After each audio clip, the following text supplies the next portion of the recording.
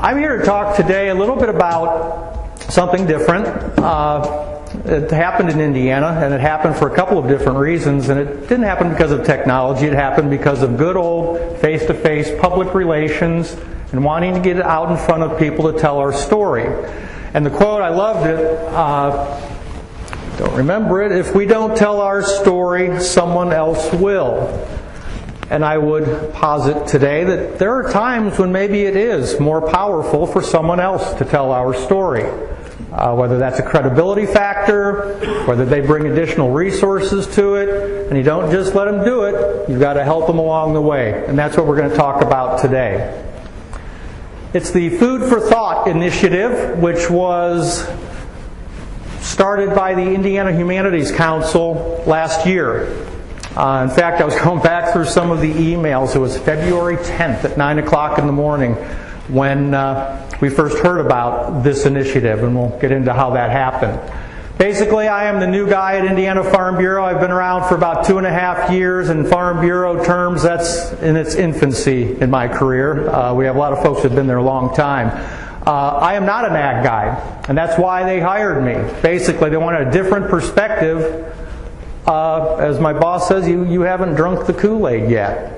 I'm getting there, but I'm a city kid. I'm from Indianapolis, and I remember when there were farms near our house. Dairy farm 20 blocks north on Keystone Avenue. Guy used to actually take his cows under the highway through a culvert, and there was a turkey farm not too far away. Lots of corn and soybeans growing. None of that's there anymore, and that's my visual reminder that you got to go 40 miles outside of town before you start seeing agriculture again, and that's a nice, metaphor for the distance that most of our consumers have today.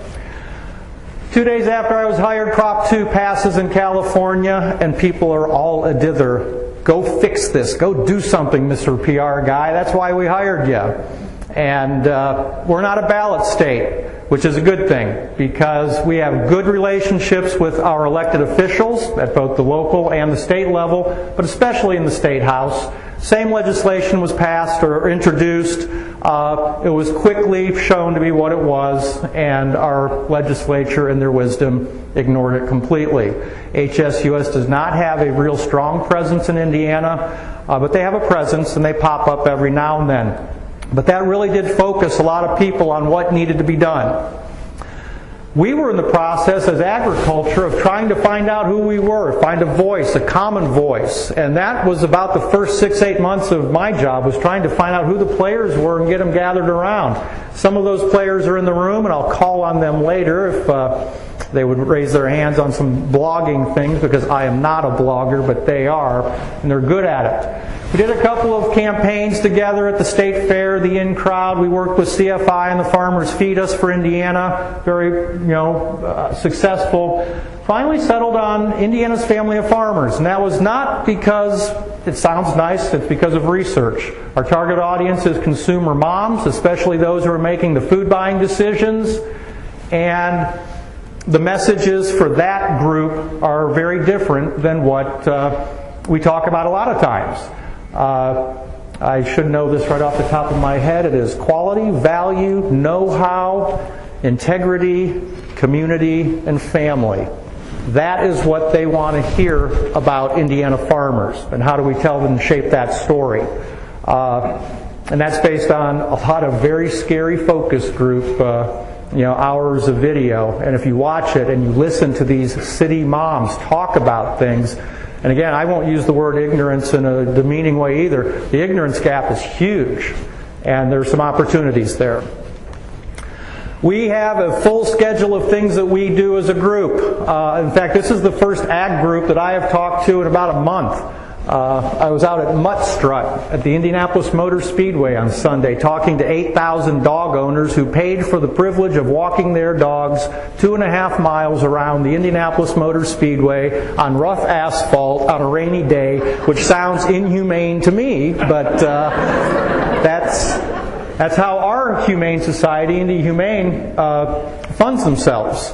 And they make a very strong point of saying they are not affiliated with HSUS or any other national group, therefore we will support them. We go to Vintage Indiana, which is celebrating value-added Indiana agriculture one glass at a time. It's on a Saturday. It's an urban group. It's a wine fest. Not quite a bacchanalia, but it's a wine fest, and it's a lot of fun. Different crowd than we normally talk to. County fairs. We work the Indiana State Fair. It's another one of those downtown urban Indiana things called Dig In. They had 4,000 local food aficionados who wanted everything local.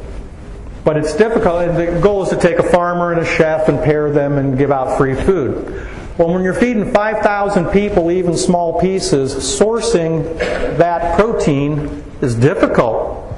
And if you're trying to source just a free-range this or a pen, free that, you're going to have a hard time.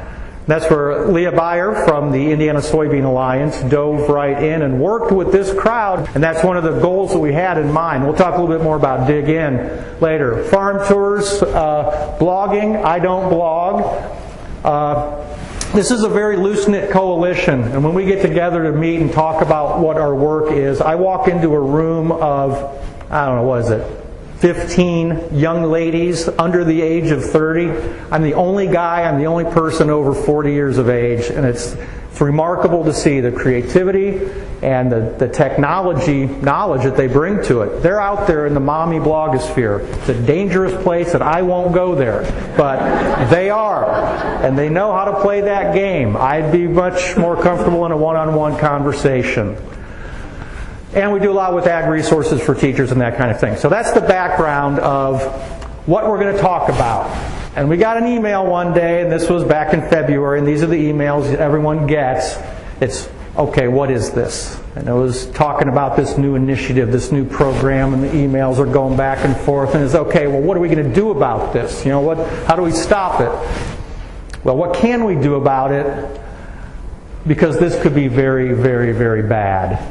And when you read through and between the lines, as we do, as to what was being proposed, the Food for Thought initiative is aimed at engaging Hoosiers in discussions about food and how it defines and reflects Indiana's culture and humanity in general. That sounds like liberal academia written all over it. And we have a couple of pockets in town who take that stuff very seriously. The food we eat, the way we grow it, prepare it, and eat it. That's why food often plays an important role in the arts and humanities. They want people to start putting together programs about food. These were some of the programs they were talking about. An unconventional convention that explores the topic of food through art, music, film, and crafts. And in this one, including an orchestra made out of vegetables. And people played them. A citywide book club that discusses current and classic food-related books. Read Omnivore's Dilemma, which they were going to choose until we were able to convince them that that may not be the most fair look at the food system. Victoria Living, of course, we all want to go back to 18th century, 19th century farming, food-related programs, and that kind of thing. So, what's on your plate? Then we have the steering committee.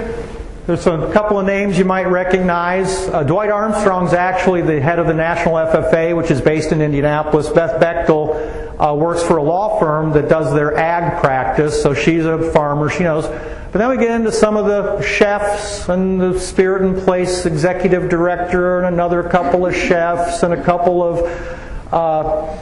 not-for-profit groups. And, when we're talking about food and growing it and how it's grown and how it's part of Indiana's agricultural history, and that's going to be the focus, there's something missing up there, and that's farmers, the people who actually grow it. So I made a call to the group and said, hey, saw this thing, we represent Indiana farmers. We would like to be a part of it. And I got added, and Megan Kuhn from the Indiana Corn Marketing Council was added. And Liz, were you ever officially added to anything? You just worked behind the scenes doing your magic? That was good. Suddenly this thing took a different shape. And not that we walked in and took over, but it was an education. We offered some assistance and some expertise. They didn't know anything about Purdue University. They didn't know that Gabiza Ijeta, World Food Prize winner, person responsible for saving probably 1 billion lives simply by developing a new strain of sorghum for sub-Saharan Africa, was from Purdue University. Now that's a food story. They weren't aware. We provided resources that were missing from the discussion, everything from putting them in touch with local farmers, small farmers, large farmers, conventional, organic, you name it. We actually wrote out a check for $50,000 to be the corporate sponsor of the Food for Thought initiative. And again, not heavy-handed branding or anything, because I couldn't do that as Farm Bureau. Farm Bureau would not have been accepted. Indiana Soybean Alliance might not have been accepted as well, and some of the other commodity groups. That would be Big Ag taking over our initiative. So this was a much softer way, and Indiana's Family of Farmers became the sponsor for this 2-year ride, and it has been a ride. We're just going to quickly go through what we got out of the first year in terms of visibility and some of the programs that were going on. The first one was FoodCon. Anybody familiar with Gen Con? We have that in Indianapolis every year, and brings 30,000, 40,000 gamers, and during Gen Con you can see the guys from Star Wars, Starship, whatever, the white guys, Imperial forces walking down the street arm in arm. You see big hairy things, you see guys dressed up like gnomes, you see all kinds of stuff, and they wanted to make a thing like that about food. So we immediately assumed it was going to be what we found out it ended up being, which is a lot of younger people, all local food, all organic, Big Ag is bad, we are good, farmers markets, and that kind of thing. This is where they had the orchestra with vegetables. They also had a fire pit outside where they were telling food stories and created a little farmers market inside. But we learned something very important that night. That if you talk to people, and you just talk to them and answer their questions, no matter how radical they may seem, you can get the conversation started. And it doesn't hurt that you're giving away something that they want. In this case, recyclable, grocery bags and that kind of thing. So it was a success. Next issue, or the next program they put on was called Chew on This, where there were 10 restaurants identified. People were invited to come to that restaurant to have a facilitated dinner discussion about food. And it helped the local restaurant business, which was just barely recovering from the economic downturn. But it also did start the conversation. And again, simply by being there and being present at a number of these, the conversation didn't go too far one way or the other. And I remember our folks coming back saying, yes, I had dinner with a Neanderthal who wouldn't believe what I was telling him no matter what. Those people are out there. They're not going to change their minds. But if you're part of the conversation, that's important. And again, this is the one we're going to be doing this year on May 10th, I think. And we're actually highlighting international cuisine in a corridor in Indianapolis, so it'll be a little more ethnic in mind. But we have our logo and we have our placement and we get the visibility without being overpowering on that. This is a big one, the traveling exhibit, and we'll talk more about that in length, but it's a big display that went all over the state talking about food. The foodforthought.org blog thought we would be getting slammed in this, but it's actually a very good online discussion about food. It does give us an opportunity to slip in every now and then and correct things that may be wrong. There were teacher materials that were available to teachers throughout the state. Collecting Hoosier food stories.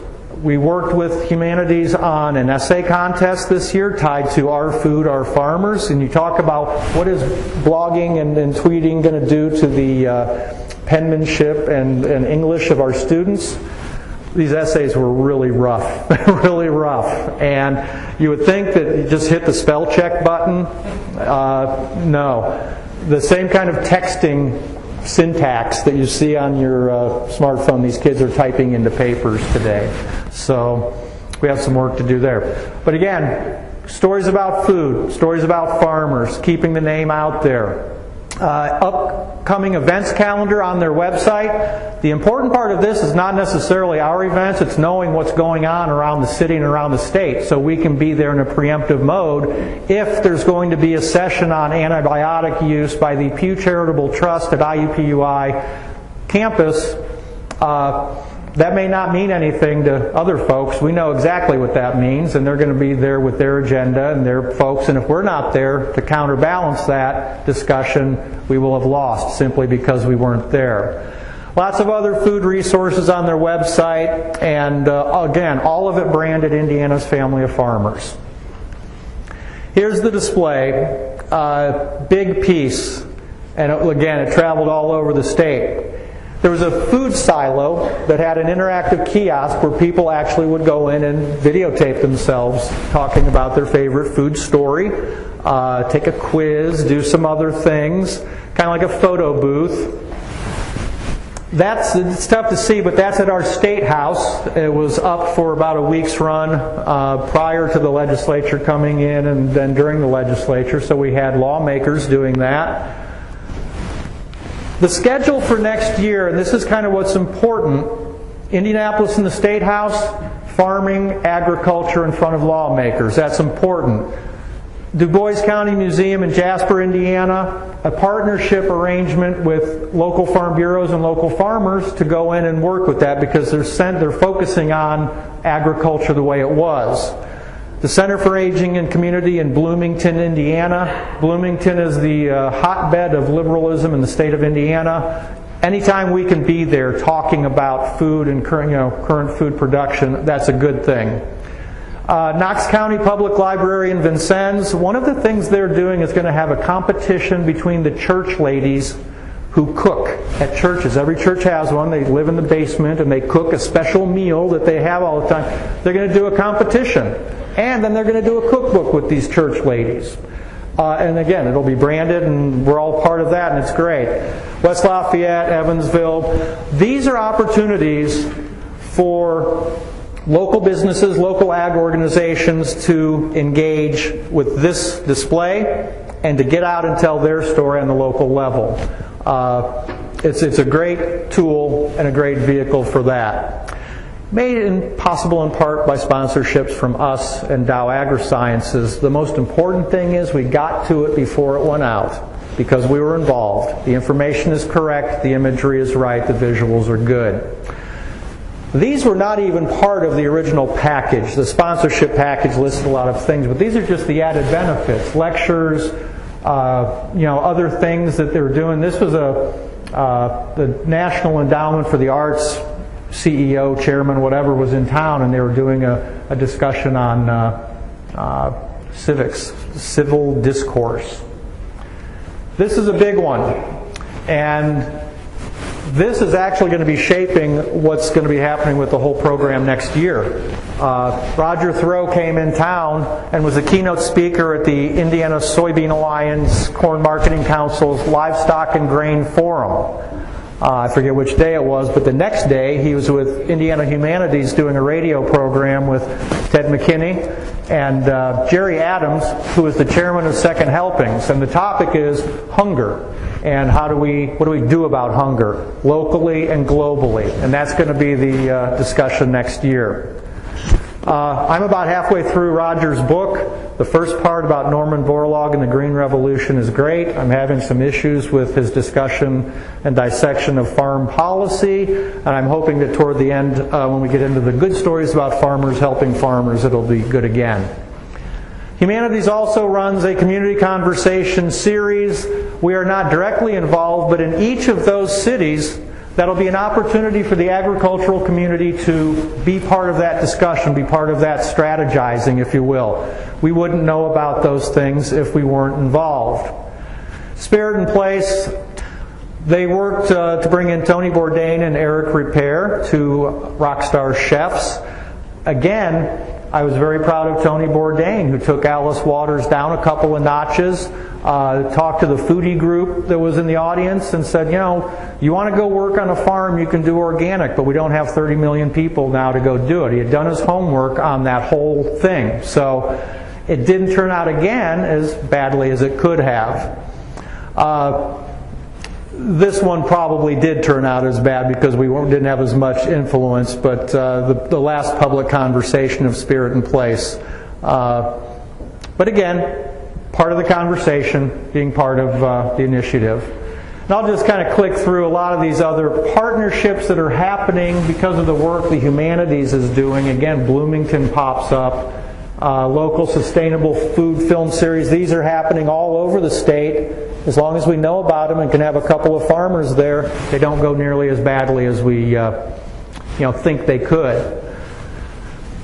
North Manchester is not too far away from one of the most amazing agricultural engineering things I've ever seen. It's a layer facility with, I don't know, 1.5 million birds, and you walk in and it's quiet and it's clean. There's no manure smell. The birds aren't making noise, and they're cranking out 66,000 dozen eggs a day. And if you haven't been to one, I would encourage you to do it, because it allows me to stand up and with some conviction say, what I'm seeing in that video isn't true. Bob Kraus doesn't run his operation that way. Mr. Kraus needs to be part of the discussion days on campus so these students get the real idea of what's going on. So what were the benefits of all of this stuff? It gave us entry into networks we needed to get into. Food service, chefs and restaurants, especially the culinary world, travel and tourism, health, and the foodies and the locavore guys. You're never going to keep them quiet, but they're going to be there, and you have to be in a position to counter them. Expansion of some existing networks that we needed for communications. Exposure, exposure, exposure. And again, not as Farm Bureau or Big Ag or whatever, but as farmers. I think it brought some legitimacy to what we were saying, to be tied in with the Humanities Council. And it wasn't rosy all the time. There were times Kira Amstutz, their CEO, said, we can't do that, or I'm not going to do that, or they have to be there, and she was not going to be exclusionary. Her job was to facilitate the conversation happening, and that's what it was, being part of the conversation. It's an important thing. Am I done? Soon? Yeah. Pitfalls, only one. The occasional question from a board member or a farmer wondering what the heck we're doing spending their time and money with those people. Those people are consumers. Those people are adversaries who can be won over, as we've seen, and they can be our biggest allies in times. And is this the end? It's the end of the program here, but it's not going to be the end of our relationship with the Humanities Council, who is now Indiana Humanities. One more year to talk about world hunger. One more year to talk about how do we solve global and local hunger issues. And through the networks and friendships we've made, I'm sure we'll be involved with them as they move forward to their next topic in their next 2-year initiative.